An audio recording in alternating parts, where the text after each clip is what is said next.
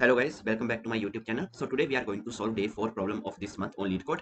Before starting, if you guys haven't subscribed my YouTube channel yet, then please go ahead and subscribe it. Now without any delay, let's get started with today's problem. Problem number 2825. Make string a subsequence using cyclic increments. Okay. So here, this is the important word, cyclic increments. Okay. So you are given two zero indexed strings, string 1 and string 2. In an operation, you select a set of indices in string 1, and for each index I in the set you have to increment the string 1 of I to the next character cyclically. Okay, and you are just incrementing, right, to the next character, not a previous character. Okay, so A is going to become B is going to become C, and so on, and Z is going to become A. Okay, we have to return true if it is possible to make string 2 a subsequence of string 1 by performing the operation at most once, and false otherwise. All right, only one time we have to do this operation. Okay, a subsequence of a string is a new string that is formed from the original string by deleting some, possibly none, of the characters without disturbing the relative positions of the remaining characters. Okay, so now let's understand this with an example here. This is my string 1 and this is my string 2. Okay, so this is what I need to find, right? So here, see, first I'm searching for this A. Okay, so I have found this A here. Okay, so I'm good.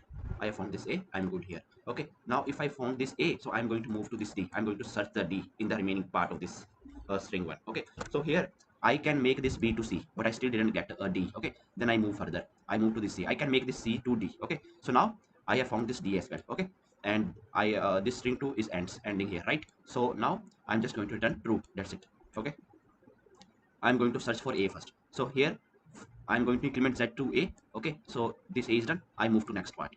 Okay, I move to here, and here also I move to next part. So from C I can make it to D. Okay, so I found this D as well. I move out of a bound right here. So I have completed whole string S2. Okay, this string 2 I have completed all the characters. I found all the characters, right? So I'm going to return true. So this is what you need to do actually here. So here I'm searching for D. So here I can make this A to B, but still I didn't find this D. Okay, I remain here. I move to the next character. B, I can make this B to C, but still I didn't find this D. Okay, so now this ends, this time this ends. Okay, and here I didn't cover all the characters for this string 2. Okay, so I'm just going to return false. Okay, that's it. So now you can pause this video and try to code it. Okay, so here since this is cyclic, so definitely after Z we are going to get A. Okay, so we need to see this logic, how we are going to build that. Okay, so here how we are going to do. So let's suppose if the character at any position is Z. Okay, so here see, string 1 and string 2 consist of only lowercase English characters. So that simply means that A is at index 0, B is at index 1, C is at index 2, D is at index 3, and so on. Okay, simply means Z is at index 25. Okay, so from let's suppose if I am at this position, okay, at index 25, I want to move to this one. Okay, so what I'm going to do here is now, so I'm just going to take this character. Okay, so string 1 dot character at this index. Okay, take this character, and in this I'm just going to add 1. Okay, so after that I'm adding 1, and I'm going to subtract A from it. Okay, so from here what I will get Z is at 25, right, plus 1 minus 0. Okay, so I get 26. Okay, so after this I'm just going to do the modulus of this 26 with the 26, and what I will get 0. So in this 0 I'm just going to add A, so I will get a Unicode value. Okay, so that simply means I am getting A. Okay, so this is what I need to do.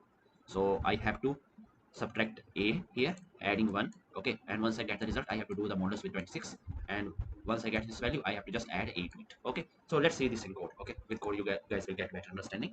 So here first thing, int s1 is equal to string 1 dot length. Okay, and s2 is equal to string 2 dot length. All right, and then after that take one starting position. So int start is equal to 0. Okay, so this start is going to refer to this position, first position. Okay, in the string 2. Okay, so yeah, so here run one loop for int I is equal to 0, I is less than s1, I plus plus, and here inside this I'm just going to check if string 1 dot char at index I. Okay, if this is equal to string 2 dot char at index start. Okay, this is one condition, or increment it. Okay, if it is matching with the current character. Okay, A is matching with A, so we are fine now. So why we need to increment A to B and then check. Okay, so if it is working fine A, or if let's take another character B. Okay, so let's make sure that if this is B, then definitely I have to increment this A to B. Okay, simply increment this to B. Okay, that's it.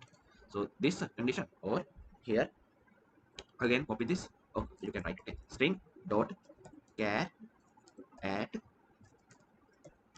index I. Okay, so in this, okay, so if this is A, I want to make it to B. Okay, so what I'm going to do, I'm going to add 1 to it and then subtract A from it. Okay, A from it. So here A is 0, so 1 minus 0, so I'm going to get 1 only. Okay, right, and then after that, so let me just place it in this. Okay, this is done. All right, and here also, and then I'm just going to do the modulus with 26. Okay, so 1 modulus with 26, I will get output as 1 only, right? And in this one, I'm just going to add A, so I will get B. Okay, the Unicode value for the B. Okay, so I'm going to check if this value, okay, it is matching with, copy this, paste it.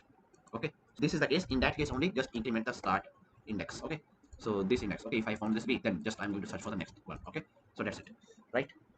So now once this is done, then after that, here they just check one more condition. Okay, so here this ends, so here just check if my start is going to become s2. Okay, then in that case simply return true. Okay, and yeah, if we didn't encounter this, return false. Okay, so let's see if there are any issues and we'll try to fix that. Spelling mistake, right? It should be string 1, right?